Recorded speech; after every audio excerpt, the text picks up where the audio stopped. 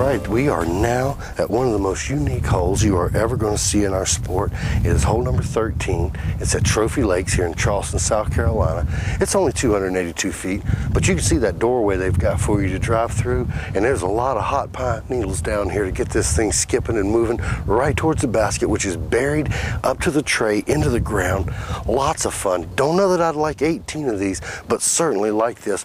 As a matter of fact, this is extremely unique because this basket used to be a hanging basket, and now it's in the ground, so it's gone from one extreme to the other. Let's see how young Henry Childress attacks it. Oh, he does not attack it well as he explodes right out of his hand. You can see there is a hallway there you've got to deal with initially. And once you penetrate there, you just want to get past the grass into the pine needles and let that thing scoot towards the bucket. Blaine Kinkle. Just needs to get a little speed, and he does, and you can see he's up there. He's inside of 15 feet. He will have a solid birdie putt. Just a little bit more on it. That might have been something special there. We could have had a 1. Now here's big Jeremy Coley.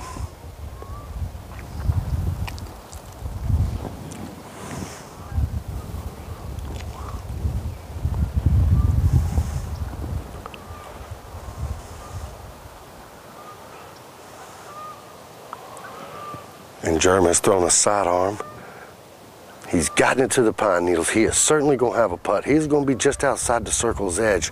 But this is a unique basket, and it is very, very acceptable.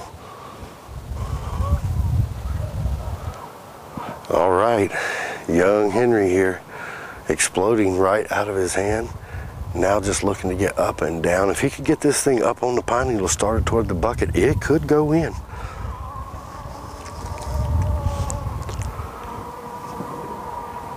My buddy Snoop Dogg, Walter Haney, has a 2 on this hole as he threw a second shot roller that jumped into the bucket, and that was in a tournament about 4 years ago.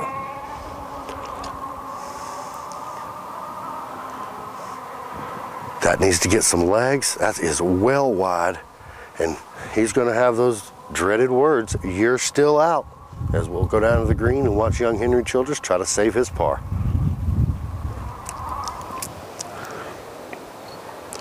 Well, after exploding right out of his hand, Henry chose a hyzer.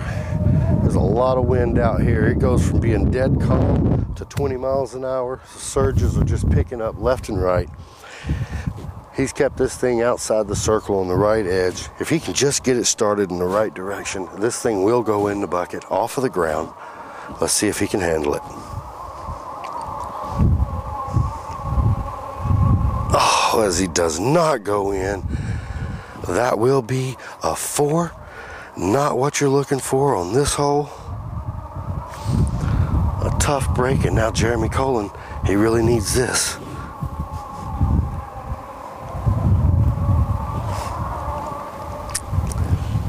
Get Big Jerm back on track. He is needing a birdie, and he's ready.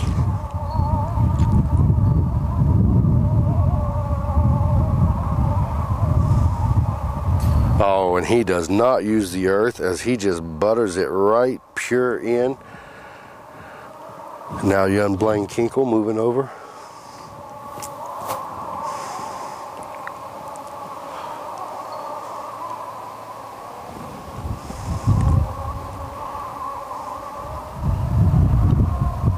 And he also chooses just to air it in the ground. You can see it is a very unique basket, very cool, and a lot of fun to play. If you're in the Charleston area, be sure to come by Trophy Lakes. It's over on Johns Island, and it's only $5 to play, and it's an all-day thing. This is the closing hole. This is a 550-foot par 4. OB left, there's a string running down that road. I guess you can see the OB right, the water.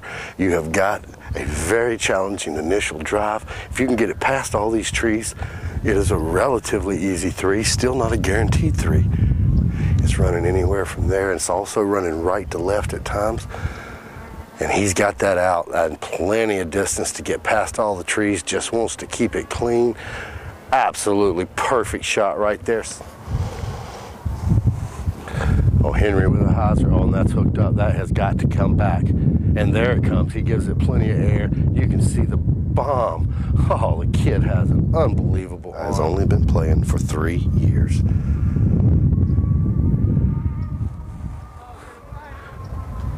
Oh, he nicks a little something, but a good left kick there keeps it away. Oh, we are having a little fun interjecting here of a really relaxed lead group. Blaine Kinkle now with an opportunity to get up and down for birdie. This would be a great shot.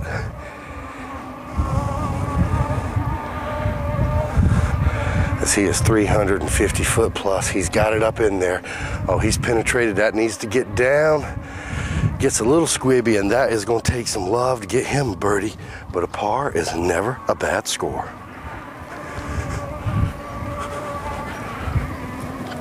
Germ looking to put the finishing touches on his day here. Oh, just a nice sidearm. Needs to slow down. And it does, and that is a perfect shot. Gonna leave him an easy birdie. We'll move over now and see if Henry can finish up the same way. Young Henry now, he's got a wide open look. Just a baby little soft hyzer. Probably got a putter in his hands. He threw it so far. Good looking shot. And that's where you want to be. Let's move on down now and see if Blaine can maybe get us a star frame here on this last hole.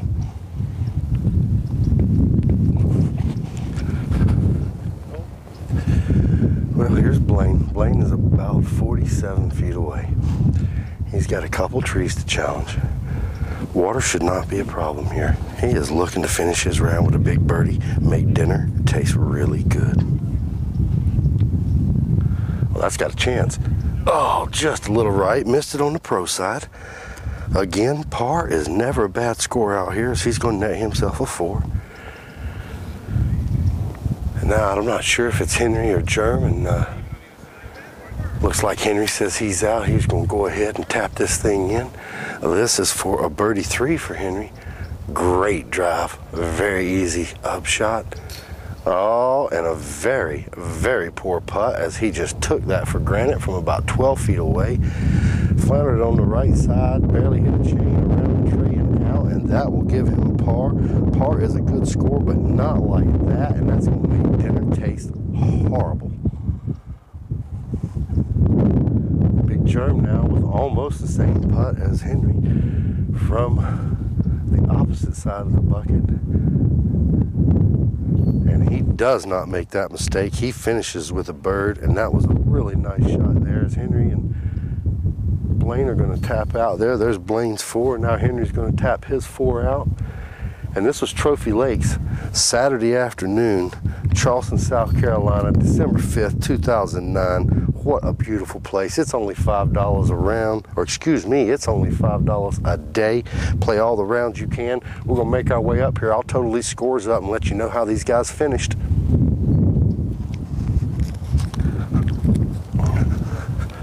We can get some of that stuff they're doing up there too.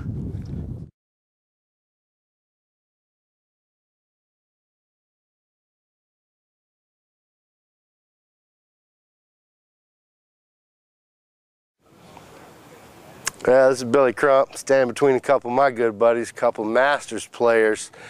Mark, you're leading overnight, going to bed with the lead, is that right? That's right. That's an unusual position for me to be in, playing with Schumann and Beeve like this. Well, who's pushing you right now? Beeve's a stroke behind me. Stroke behind? Got the Godfather pushing me along. Well, is that an Alabama hat I see? No, man, that's Arkansas. All right, well, I had to check because, you know, the stall tide's going this afternoon. Well, Alan, you was a little worried about this course. You know, distance is not your forte, and there's a lot of long water holes over here. Yeah. You going where you feel really comfortable tomorrow. You going to bring that A game over there? Well, I hope so. We're in the water twice today, but just like 3 feet both times, so played pretty good here. Well, we'll see what happens tomorrow. This is the Masters division. This is your leader. This is your second place. We'll let you know how they finish tomorrow. Good luck tomorrow, Mark. Thanks, Billy. Good luck, Alan.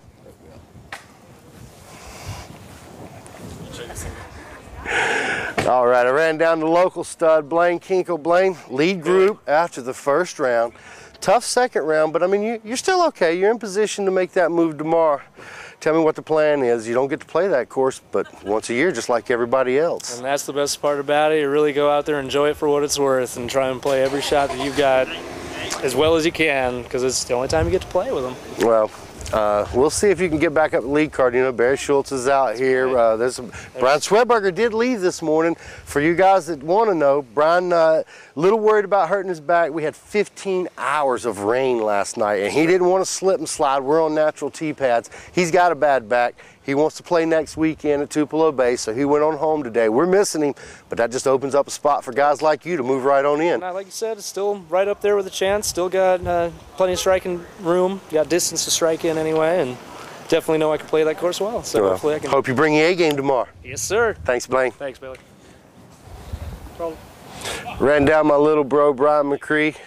Brian, we don't get to see you much anymore, man. This is a long ride down here. How'd you get off work this weekend? I had to beg and plead. Beg and plead?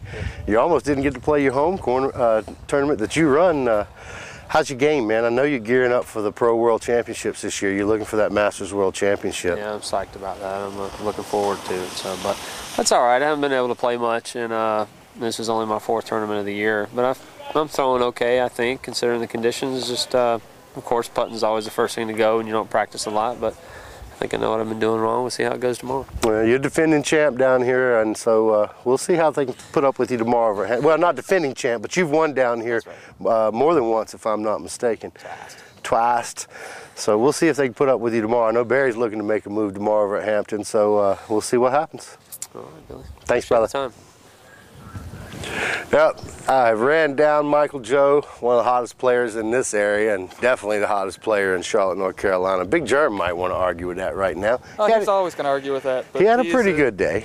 He's a young'un. He's always going to argue with that, so well, eventually. You bounced back really well this afternoon. Looks like you got yourself in position for tomorrow going over there. What are you, about 7, 8 back, something like that?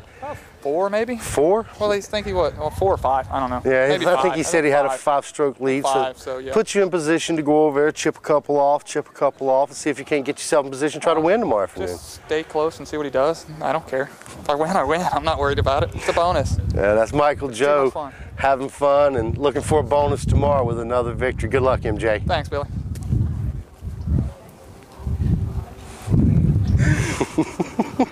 Three, 2. Well, lucky enough to run down my buddy Barry Schultz. Not the best of days, but it's a little different acclimation than we're accustomed to down here. It sure is. I come down here for warm weather and I'm playing and stuff like I play at home. This morning was a drastically different round than this afternoon with the cold and the wet, a little bit more slippery and stuff. And this afternoon we had the wind to deal with instead of the little spritzing of the rain. So quite a contrast, and this course definitely has a lot more teeth with the wind up. Well, what'd you shoot the second round? I know you didn't hurt yourself this morning. I think you shot a 56 this morning. This morning I had some deuces, but cost myself on the longer holes. Slipped a couple times on tee pads, and this afternoon I did a better job of footwork and stuff, but I just didn't get the deuces. I only had 3 bogeys, but just only 3 deuces. So you got to get the deuces on the front 9 here and hang on for dear life on the back, you know. Well, you've got the course record, 10 down. He did that twice in one weekend over at Hampton Park, where we're heading tomorrow. So hopefully we'll see you tomorrow, and good luck. Let's hope the mojo's working.